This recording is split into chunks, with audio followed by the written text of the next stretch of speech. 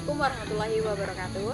Perkenalkan, nama saya Misbahatul Munawwaroh, NIM 0510533325, Prodi Agribisnis Peternakan. Baiklah, hari ini 12 November 2025 di Desa Sukamakmur, RW 2 Unit 9, saya akan melaksanakan tugas praktek manajemen agribisnis.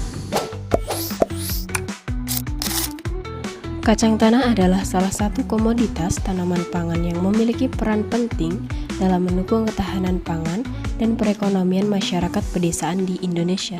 Di Desa Sukamakmur, Bengkulu, usaha tani kacang tanah telah menjadi sumber penghidupan utama bagi banyak petani, terutama kelompok wanita tani atau KWT, yang juga aktif dalam pelaksanaan kegiatan pertanian secara kolektif.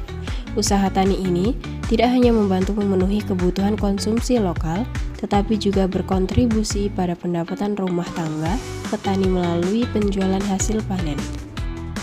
Dalam menghadapi berbagai tantangan, seperti fluktuasi harga komoditas dan keterbatasan modal, petani di desa ini masih menerapkan sistem gotong royong dalam pelaksanaan kegiatan tani, sehingga dapat mengurangi biaya tenaga kerja dan meningkatkan efisiensi penggunaan sumber daya. Selain itu, pemanfaatan lahan gratis yang dimiliki secara turun-temurun atau oleh desa memberikan keuntungan berupa pengurangan biaya sewa, sehingga usaha tani menjadi lebih ekonomis. Namun demikian, untuk memastikan keberlanjutan dan pengembangan usaha tani kacang tanah di tingkat petani, perlu dilakukan analisis pendapatan dan keuntungan usaha tani secara sistematis dan terukur. Analisis ini penting untuk menilai apakah usaha tani tersebut memberikan hasil yang cukup sebagai sumber penghasilan dan layak secara ekonomi untuk dikembangkan lebih lanjut.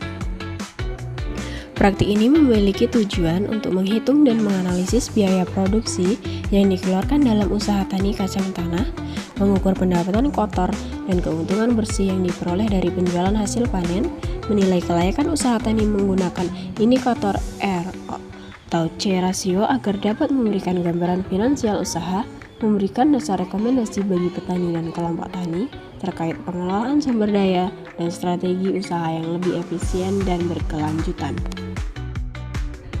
Praktik ini memiliki manfaat guna memberikan informasi yang dibutuhkan petani dan pengelola usaha tani tentang struktur biaya dan pendapatan usaha, menjadi dasar evaluasi bagi petani dan kelompok wanita tani dalam pengambilan keputusan pengelolaan usaha tani kacang tanah ke depan, memberikan bahan pembelajaran bagi mahasiswa agribisnis dan pihak terkait mengenai metode analisis pendapatan usaha tani secara praktis dan aplikatif, mendukung program pengembangan pertanian di tingkat desa melalui peningkatan efisiensi dan daya saing usaha tani kacang tanah.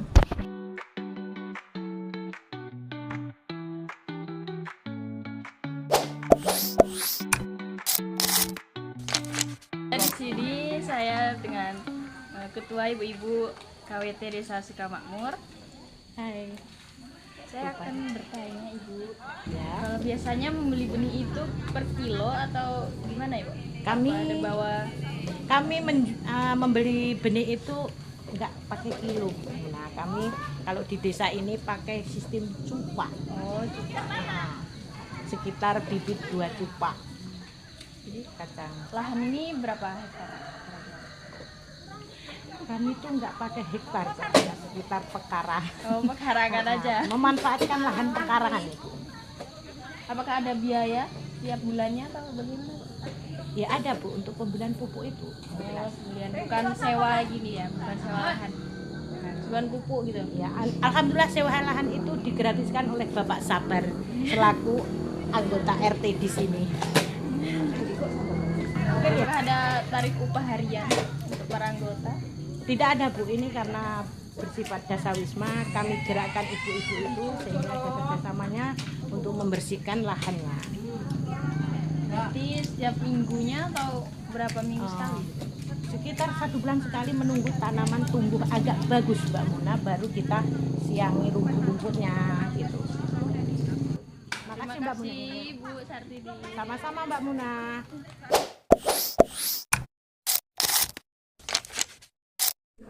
Usaha tani kacang tanah di Desa Sukamakmur sangat efisien dan menguntungkan dengan biaya produksi rendah, 40.000 karena adanya modal sosial seperti gotong royong dan lahan gratis.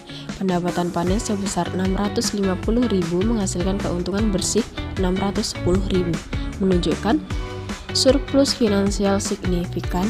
Rasio R atau C sebesar 16,25 menandakan usaha sangat layak dan efektif dalam penggunaan sumber daya.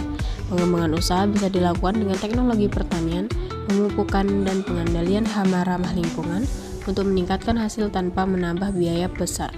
Perlu juga analisis biaya peluang tenaga kerja keluarga agar lebih realistis. Secara keseluruhan, usaha tani ini berpotensi dan mendukung kesejahteraan petani serta pembangunan ekonomi desa.